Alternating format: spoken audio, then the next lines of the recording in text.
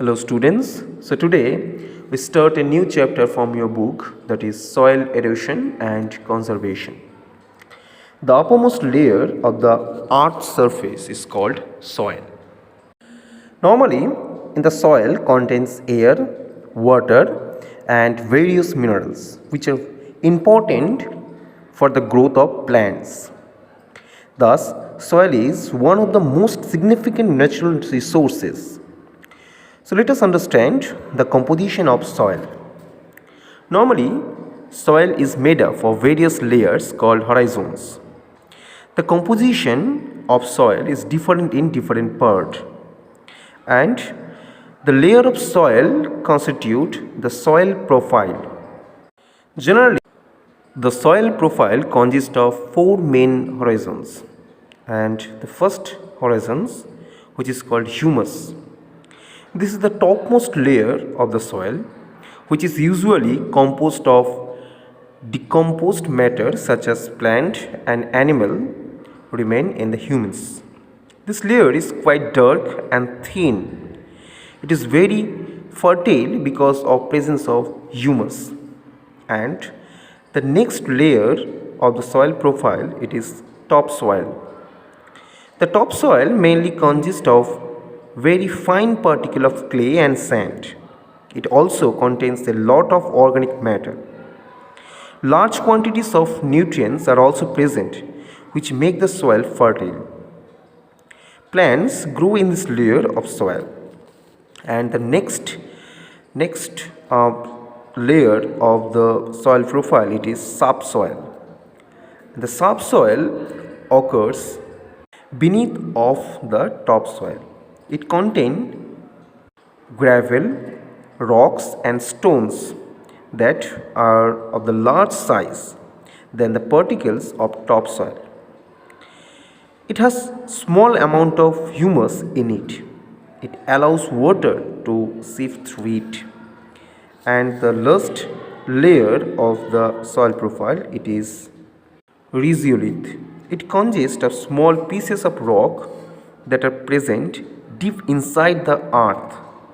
These rocks do not allow water to seep through them. So the question is, how soil is formed? Normally soil is formed by the weathering of rocks. The process of breaking of rocks into fine soil particles is called weathering. Wind, rain and rivers are the agent of weathering. So what are the process of weathering? Weathering is a very slow process due to the heat of the sun and cooling at night. The rocks expanded and contracted.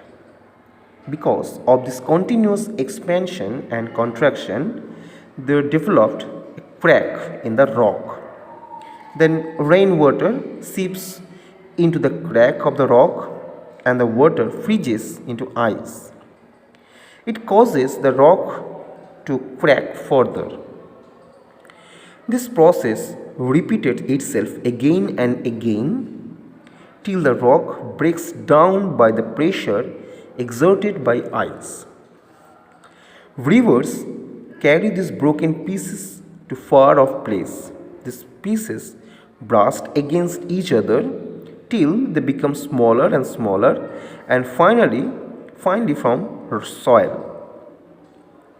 Rock particles become even finer by the action of wind, and the soil gets deposited onto plains when rivers carry them along. So the next part, it is soil erosion and its causes.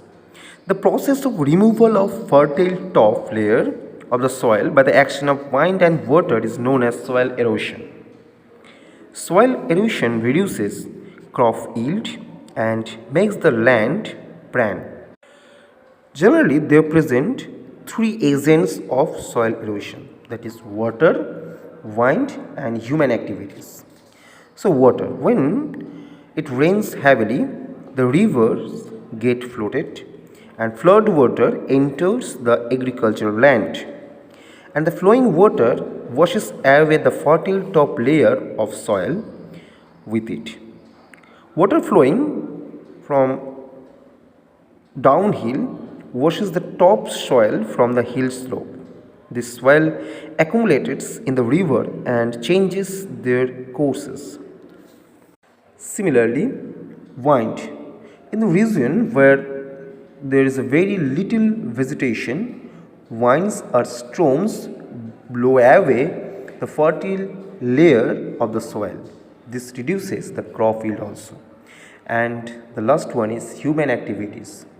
Human activities such as deforestation have increased the rate of soil erosion also. And nowadays, deforestation increases day by day.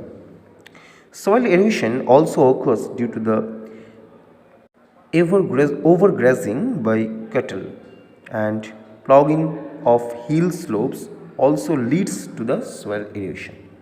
So that much for today. Thank you.